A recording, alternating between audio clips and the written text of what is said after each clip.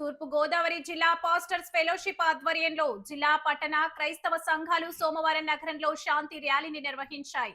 1950 presidential order ను వెంటనే రద్దు చేయాలని కోరుతూ రాజమహేంద్రవరం సబ్ కలెక్టర్ కార్యాలయంలో వినతి పత్రం అందజేశారు. ఈ సందర్భంగా all India Christian council state president reverend జహానీ హాలోనిస్, all India bishops and pastors ప్రతినిధి రెవరెండ్ డానియల్ పాల్ మీడియాతో మాట్లాడారు. 70 సంవత్సరాలుగా దళితులకు మత స్వేచ్ఛ లేకుండా చేస్తున్నారని, మతం మారితే రాజ్యాంగం కల్పించిన హక్కులు ఎలా కోల్పోతారని ప్రశ్నించారు. దీనిపై రాజకీయ పార్టీలు, ప్రభుత్వాలు, ఎమ్మెల్యేలు, ఎంపీలు సర్వం విప్పకపోవడం చాలా దారుణమన్నారు. దళితులు కూడా ఓట్లు వేస్తేనే వాళ్ళు చట్టసభలకు వెళ్లారన్న విషయాన్ని ఇకనైనా గ్రహించాలని సూచించారు. డాక్టర్ బిఆర్ అంబేద్కర్ రాసిన రాజ్యాంగానికి విలువ లేకుండా చేస్తున్న 1950 ప్రెసిడెన్షియల్ ఆర్డర్ను రద్దు చేసే వరకు తమ పోరాటం ఆగదని స్పష్టం చేశారు.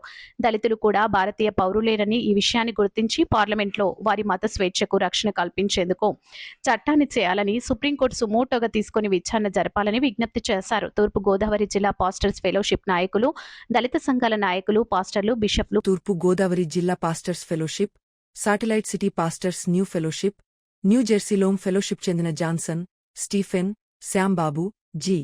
కృపానందం, జోన్ జ్యోతి తదితరులు పాల్గొన్నారు.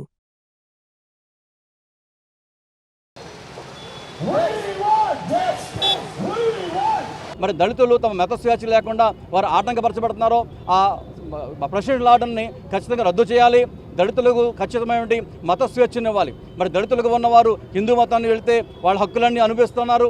దళితులుగా ఉన్నవారు సిక్కు మతంలోకి వెళ్తే వాళ్ళ హక్కులు అనిపిస్తున్నారు. దళితులుగా ఉన్నవారు బౌద్ధ మతంలో వెళ్తే వాళ్ళ హక్కులు అనిపిస్తున్నారు. అయితే దళితులుగా ఉన్నవారు క్రైస్తవ మతంలోకి వెళితే వారి హక్కులు ఎందుకు కోల్పోతారు? ఇది అన్యాయం కదా, ఇది అక్రమం కదా, ఇది వివక్ష కదా, ఇది చట్టానికి వ్యతిరేకం కదా.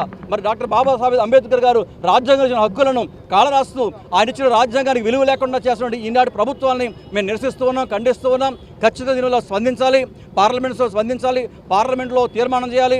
అదేవిధంగా సుప్రీంకోర్టు కూడా సుమోటుగా ఈ విషయాన్ని తీసుకొని దీని విషయంలో న్యాయం జరిగించాలని మేము కోరుతున్నాం.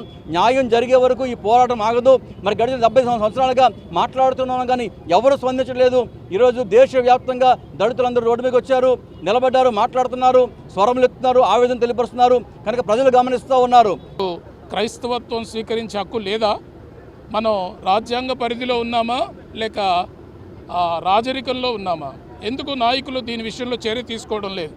మీరు అనుకోవచ్చు ఇది 70 సంవత్సరాల క్రితం జరిగిన ఆర్డినెన్స్ కదా, ఇప్పుడెందుకు మీరు దీని గురించి మాట్లాడుతున్నారని. కానీ ఇప్పుడే కొన్ని కోతులు తయారయ్యాయి, ఇప్పుడే దీని గురించి మాట్లాడే వాళ్ళు ఎక్కువైపోయారు. ఈ 70 సంవత్సరాల్లో ఎప్పుడు ఇలాంటి పరిస్థితి మనం చూడలేదు. ఈరోజు ప్రతి ఒక్కరూ క్రైస్తవత్వాన్ని వేలెత్తి చూపిస్తున్నారు. మేము క్రైస్తవులుగా ఉన్న మేము భారతీయులమే కదా, భారతీయుల సార్వభౌమత్వం మాకుంది కదా, హక్కులు మాకున్నాయి కదా, మేము ఏ మతమైనా స్వీకరించవచ్చు కదా. అలాంటప్పుడు దళితులకు ఎందుకు ఈ వివక్షాన్ని ప్రశ్నించడానికే ఈరోజు ఈ నిరసన చేస్తున్నాం.